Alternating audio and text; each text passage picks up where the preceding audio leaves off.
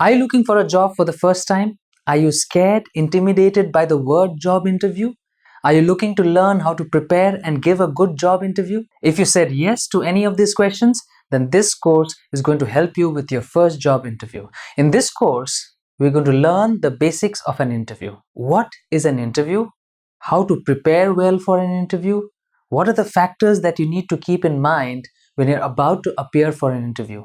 This course is specifically designed for college students, recent graduates who are looking up for their first job and preparing for their first interview.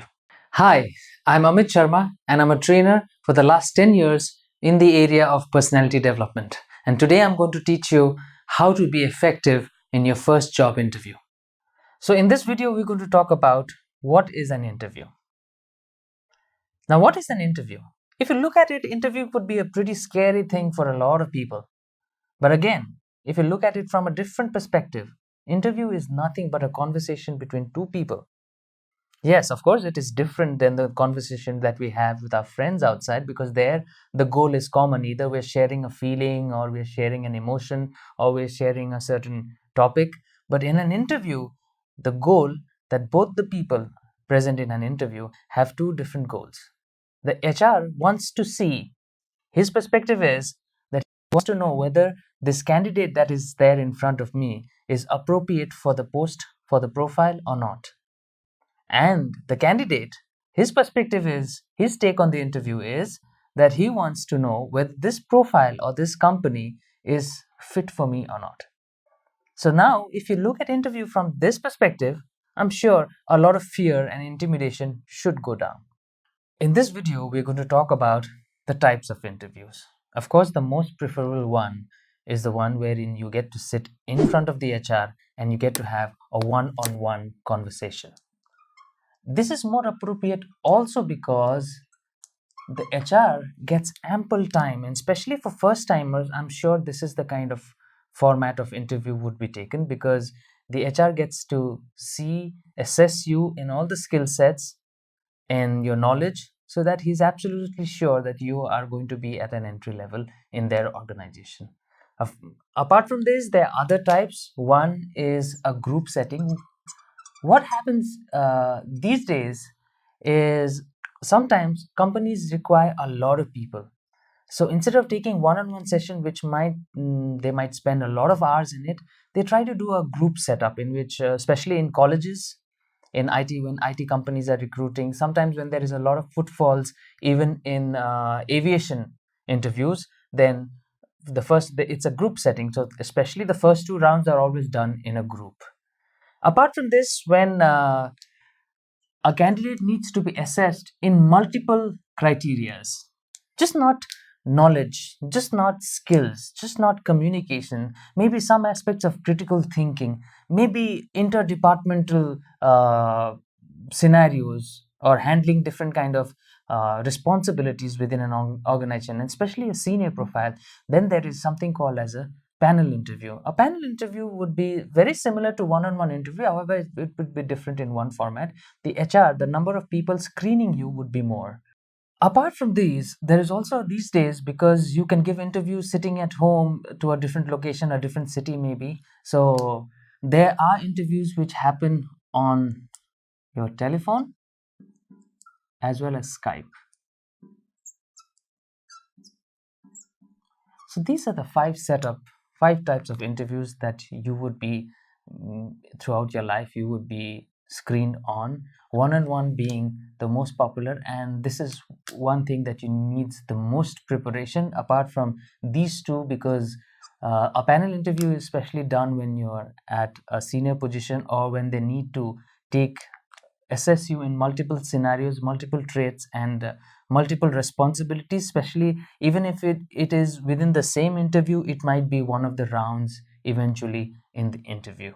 In this video, we're going to understand what are the types of questions that are asked, and in fact, this is the most important part of the video. Also, I'm sure you must be waiting to get to here.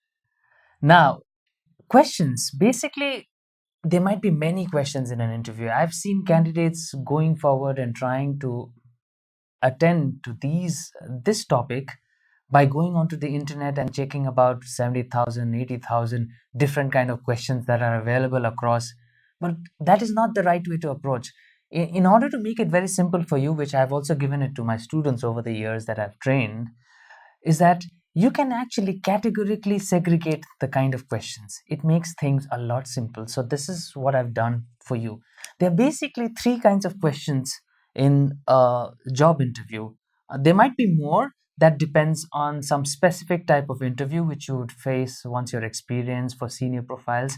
But for freshers, they basically all the questions can be categorized into these three categories. The first one being qualifying questions. Like the word itself says, that these kind of questions are there to qualify you. In fact, they check your qualities that help you qualify for the profile. So any question that is based on strengths, like the very first question, what are your strengths?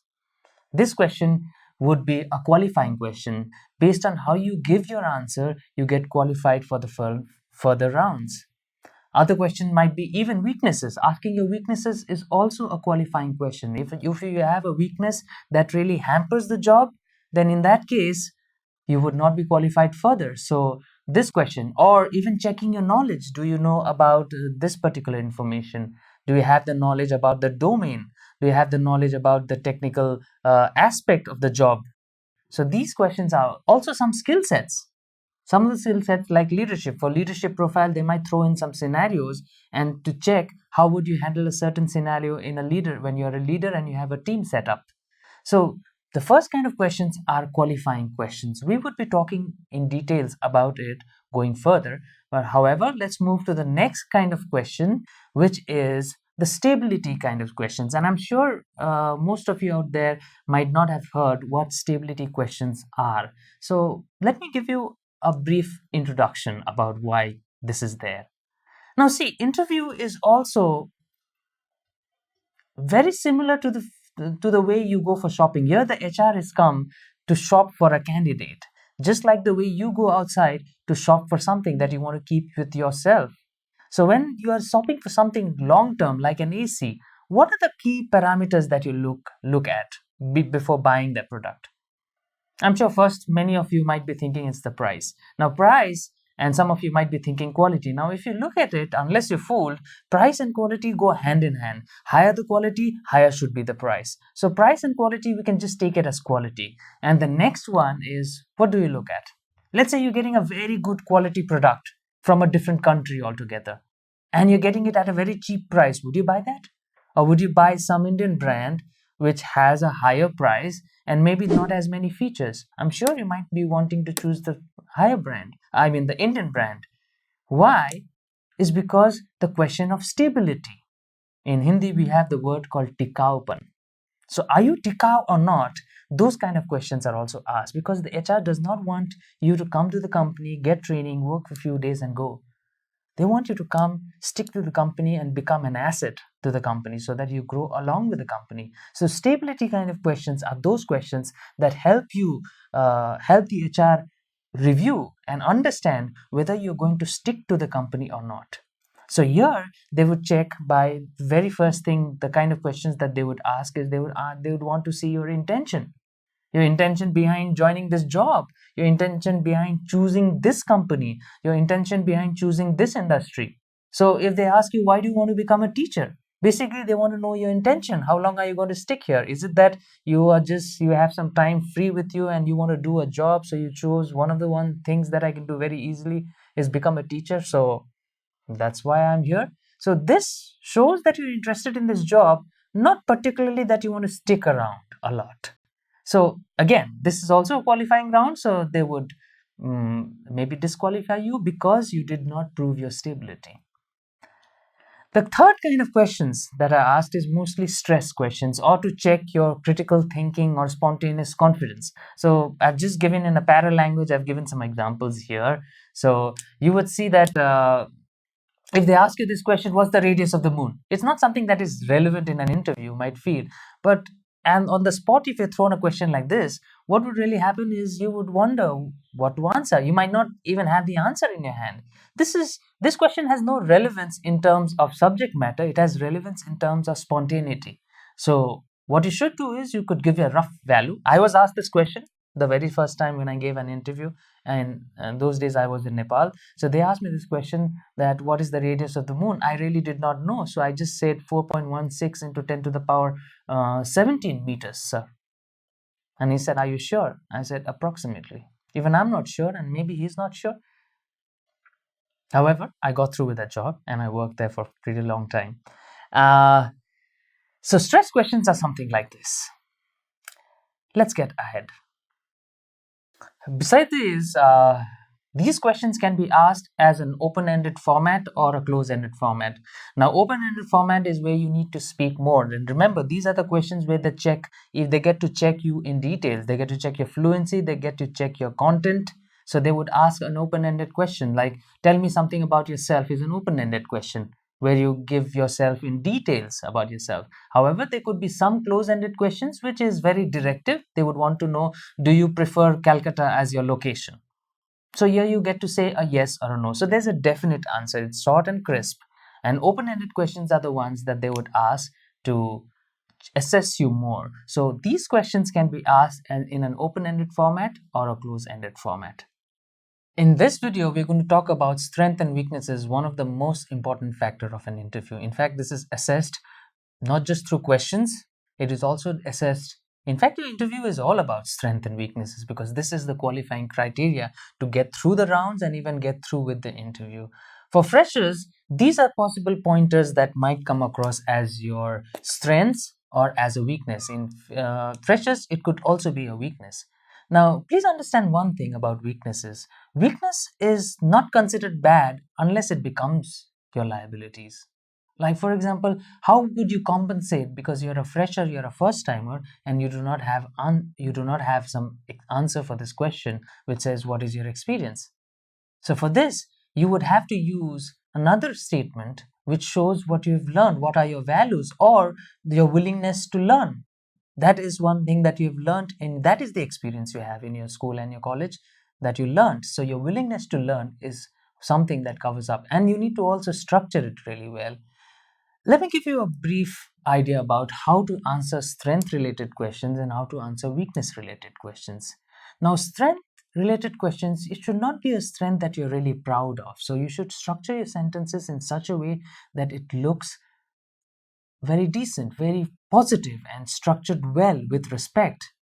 Weakness, on the other hand, should not be a statement in which you bluntly just end up a weakness. You should also be able to justify or show an improvement in the weakness. So let's say if you say that your English is very poor, and in a weakness statement, you could say, sir, my English is very poor, however, I'm working on it. Now, these kind of statements help add up your weakness and show it to progressing towards your strength.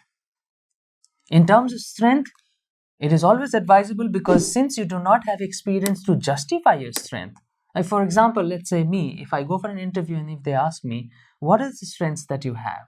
I could always say hardworking and not really justify it because my CV would show that the last 10-15 years I've worked in different companies.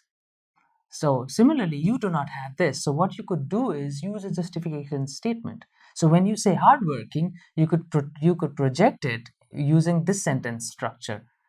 Sir, I believe in hard work because I've seen that with hard work only a person can become responsible and dedicated. So these kind of statements help add up more justification to what you're doing. And in fact, as freshers, you need to justify to prove that you're really hardworking because otherwise you do not have proof for whatever qualities you would talk about. Similarly, qualification.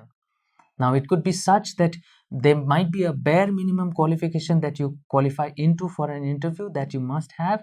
However, let's say if the HR is not really satisfied with your qualification vis-a-vis with the others who have come in from interview and they are highly qualified and you're not. So what you could say is that education do not demean any aspect of your qualification. How you could cover that up is you could say that qualification, I have never really paid a lot of attention in qualification because I believe experience and learning can come from different sources. So whatever you compromise in terms of qualification, you have learned that more in terms of social value because remember, teamwork is an important aspect no matter which company you ever join. So what qualification you might have less in terms of your academic records, but in terms of your social experience, you might have a lot. So you could highlight that as a justification statement for your lack of qualification. The other thing could be most of you people might take up a different subject during school and college, whereas when you're joining a job for the first time, probably you might go into a whole different sector. So here the HR might question that you're coming for a different background. How is it that you are fit here? It's just like asking, why should I hire you? So in that case, how you could justify is, of course, without demeaning the fact that you took up another course, you could say that I took up the course because I liked that subject. However, with the job profile that is here and the things that I'm going to learn here is something that I've always been interested in. And most of the companies always have aspect of customer service, have aspect of leadership, have aspect of teamwork. So these are the environments in which you can talk about your other strengths, your social strength that you learn from school, colleges, with friends, with family. So what you do not have in terms of your academic background, you can always have it in terms of your social and emotional experience background. So, even for fluency, now if you have a lack of fluency, it's very natural that some of us, since we do not get the opportunity to study in some A class formal missionary schools, we do not tend to get an environment where we can practice English a lot. So that ways, our English might not be as up to the mark as others have come. So if you compensate for communication, you do not compensate in terms of your energy, in terms of your knowledge, in terms of your thinking. So what you could say is, of course, this statement you have to give if the HR ever says that I see that your fluency is very less and we require critical communications for the job. How are you going to perform? So here, sir, I'm a quick learner. I tend to learn very quickly. And I'm always interested in learning is because it's only learning through which a person gets some aspect of experience and that helps them become a better person. So I've never hesitated from learning apart from the fact that I put in a lot of hard work in anything I do. So sentences like this could help you cover up aspects of fluency. The next thing probably might be a weakness in case of freshers is because they do not have a lot of experience in the corporate culture or might not have an experience of performing under pressure. Now, how do you bring that up? Because there is no way you can convince them apart from a promise. In most of the cases, for a fresher, it's only a promise that they can make. It's like, sir, I will work very hard. Please take me. In using any other words, but these are the sentences that they might make. However, for sentences like this, for corporate culture, you need to show your willingness to improve in life, your willingness to improve in the social structure, your willingness to improve personally, professionally, for your social needs, for your personal needs, for your family needs. So if they ever ask you do not have corporate culture experience, how are you going to adjust? You say, sir, everything is new for the first time. However, I'm really excited because I would get to learn, see, there might be hindrances. I will take help from my seniors and my friends who would be there so I can become better, learn, improve my skills so that tomorrow I can handle bigger responsibilities and also become a better gentleman. So, something that shows a growth mindset in terms of taking corporate culture as a growth, if you portray it that way, it pretty much covers up this as your weakness. And in terms of handling scolding or pressure, this is what you could justify. You could always justify that under pressure we always perform better. We always perform better under pressure, and I've always been inclined to working under pressure. Maybe not in the way it is. I would take this as a learning opportunity, and so that I can improve and my efficiency would get improved, because there's only one thing that improves in under pressure, and that is efficiency. So please make sure that you talk about this out there. And so this is what is pretty much your strengths and weaknesses. Let's get ahead. In this video, we're going to talk about rejection. Now, what happens is most of the people, especially the ones who are shy, who are timid, and who are mostly nervous, the first timers, they're the ones who find it difficult to handle rejection. The first thing about rejection is before even taking rejection in, please understand why you have been rejected. Please go ahead and ask for your feedback. as to why you're rejected, so that you could go back, analyze, learn, improve, and the next time that you come for an interview, you might not have the same trigger again. The other thing is, if you're repeatedly being rejected, even after knowing what is your improvement, still you're not being able to improve, in that case, please allow some failures to happen. Now, I'll give you a small example from the institute that I used to train. What I used to do is, some of the students who couldn't handle failures, I would tell them that before even taking up your classes on interview skills, I ask you to go and give at least 5 interviews, but not to pass, just to fail. So these students who are otherwise very, very nervous, when they come back after 5 interviews and they have failed, because they're happy, because the target was to fail. So when they come back happy, and they're able to handle the rejection a lot better than what they could before. So if you are a little introverted and shy and you feel failure as a big thing, let that happen. It's only after a lot of failures that you get to success. So that is what we can do about rejection, and let's get ahead.